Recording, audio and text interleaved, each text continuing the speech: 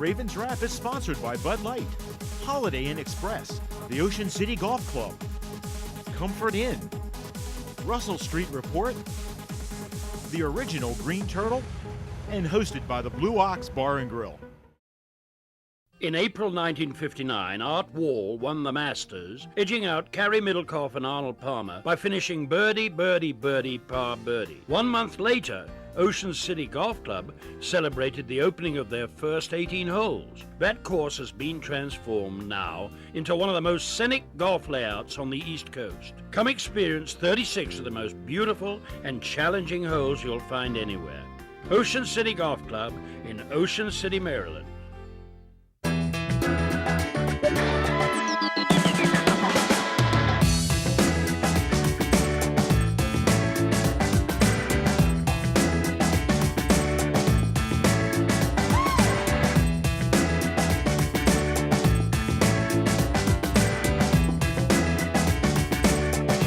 Come see us at Blue Ox.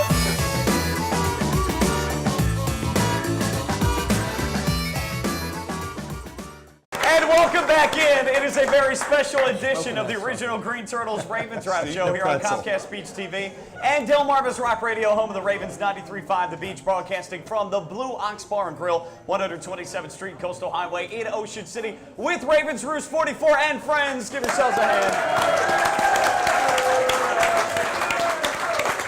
A special edition because we've got Ravens owner Steve Bisciotti in the house, former U of M Terps head basketball coach Gary Williams, and Bruce Laird, former All-Pro Baltimore Colts. Don't get too much better than that, folks. No. Well, I am looking forward to, by the way, Steve. My pretzel caught on fire, by the way. Oh, it did? Okay. All right, so you had to make the switch. Yeah, if you didn't notice, I brought substitutes, but I guess it didn't work out. So. I tried. Steve, one of the questions I had, and obviously a man that had a lot to do with the success of the NFL and its integral part on TV, former owner of the Ravens, and a man you knew very well because you bought the team from him, Art Modell. I wanted to wait until this show in front of Ravens Roost 44 to get your thoughts and on a great man who did a lot for the game. Yeah, it's just a sad day. You know, losing him was, you know, he watch the older he got, the more everybody appreciated him. I think that some of the young guys that kind of saw the golf cart and wondered who that guy was, the older he got, and then in the last couple years when he would come out and they would see his spirit, and he still knew what he was doing. You know, he was incredibly lucid. He understood football. He would still teach me football. We'd sit in his golf cart and he'd literally still teach me football. And a lot of it was old stories and a lot of it was history, but a lot of it was preparing me for what I had to do, what it was like to be an owner. And, you know, it's just, you know, he lost his father young. I lost my father young. I think there's kindred spirit when you have different people that something clicks, something relates to, and you know, it wasn't fake. I loved him, and I admired him, and I grieved for the pain that the move brought for him, and you know, it was time. It was time, and I'm going to miss him. I'm sure there are several things that you learned from him. If you could pinpoint a few that stick out for you. Yeah, the first time I was with him on an away game was our Super Bowl year, and we got our ass kicked by Miami, and they were retiring Dan. It was a terrible thunderstorm. They almost pulled the players off the field, and I'm sitting in the owner's box. And they're retiring Dan Marino, and Wayne Huizenga walks out there, and he starts going on and on and on. And in my mind, I'm thinking, what are you doing out there? You didn't even own the team when they drafted Dan Marino, and you can't shut up. and Art, and I'm sitting there in the corner smoking with his wife in a non-smoking suite, and Pat says, Pat says to me, where can we have a cigarette? And I was like, over in the corner. They're not going to kick you out. Light it up. So we're over there, and I'm smoking a little cigar, and she's smoking a cigarette. And Art said, Steve, and I'm not listening. And finally, my wife said, Steven, Art wants you. And I walked, and I said, Pat, I'll be back. And I put the cigar down, and I walked over, and I sat down, and Art looks, and he goes, see that? And I looked down, and Huizenga's just going, blah, blah, blah, blah, blah, blah, blah, blah, blah. And Art goes, that's why you, as an owner, you never go down there at halftime.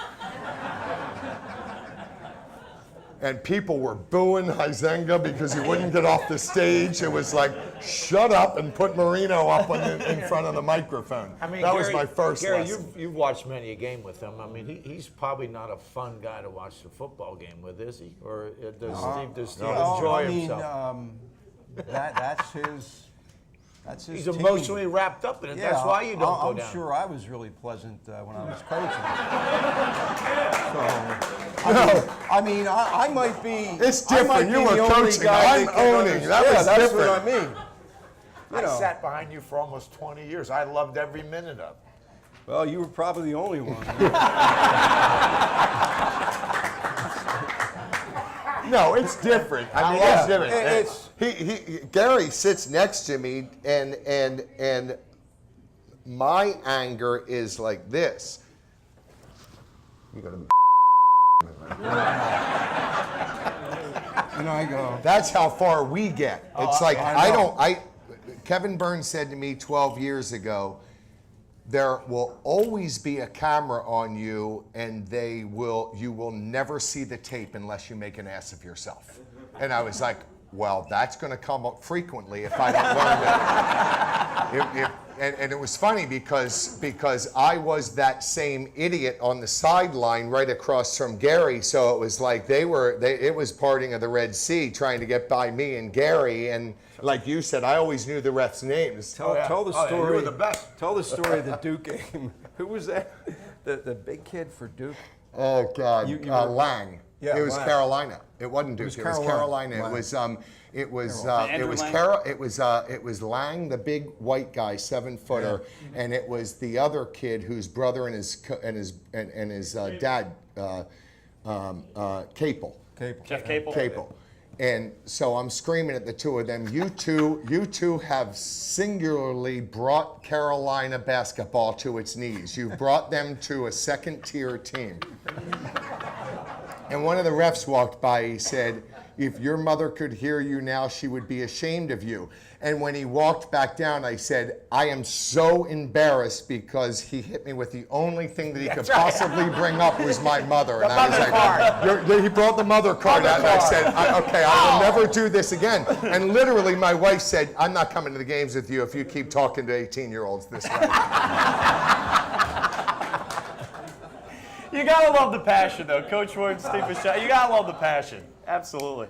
Well, and Steve, I got to be honest with you. You take a look at the game that you played, the Ravens and the Cowboys, and I think the difference between both organizations is night and day. I know they're a storied franchise, but what you're doing with that franchise is about substance. They're all about the glitter, and it shows up week in and week out. So whatever Art Modell taught you, he was teaching you right.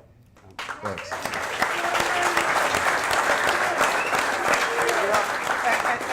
And here's the point of what's happening, and I have the deepest respect for Jerry Jones. I've met him. I had the opportunity. I like the guy. But at the end of the day, it's a coach's football team and a player's football team.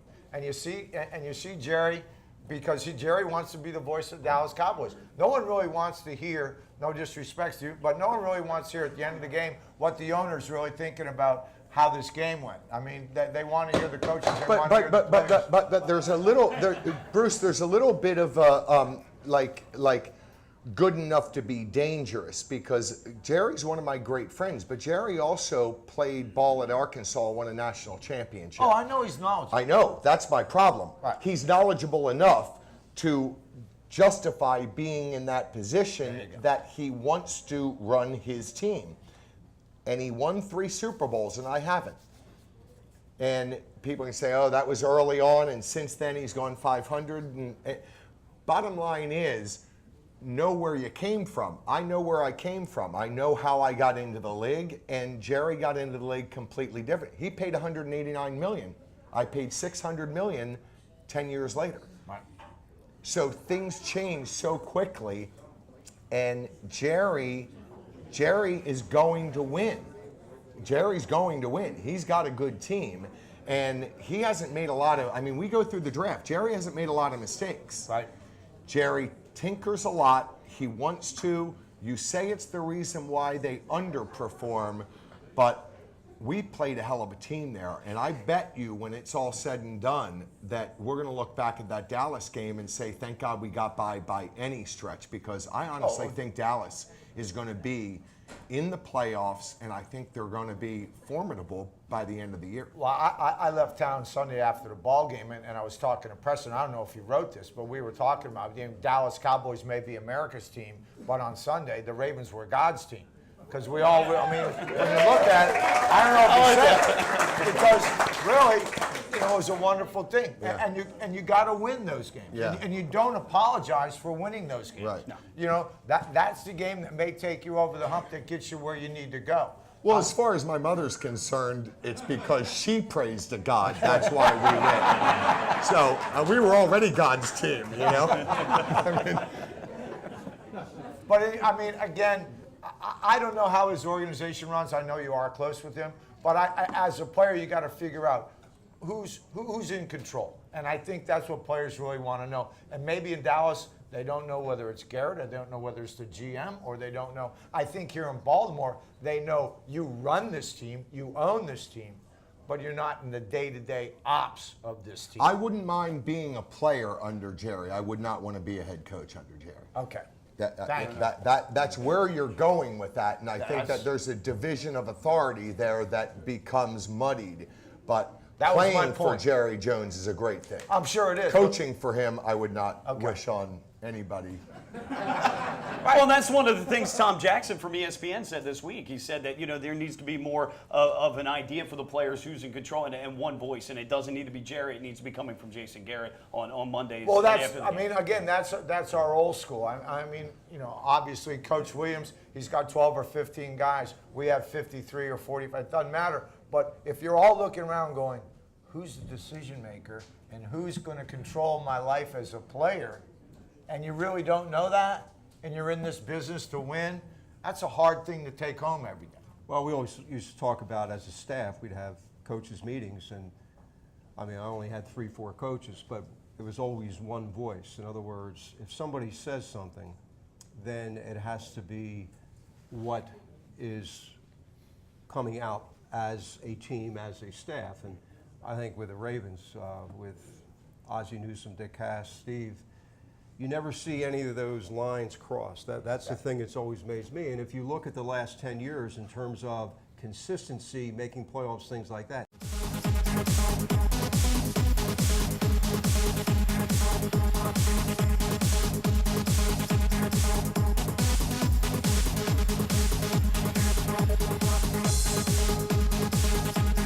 Ravens Wrap is sponsored by Bud Light, Holiday Inn Express, the Ocean City Golf Club, Comfort Inn, Russell Street Report, the original Green Turtle, and hosted by the Blue Ox Bar and Grill.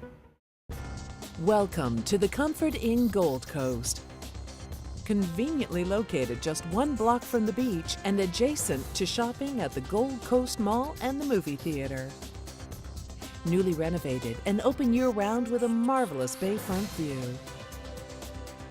Visit us on the web at comfortgoldcoast.com and see our hot deals and great golf packages, or simply call our direct reservation line to plan your stay.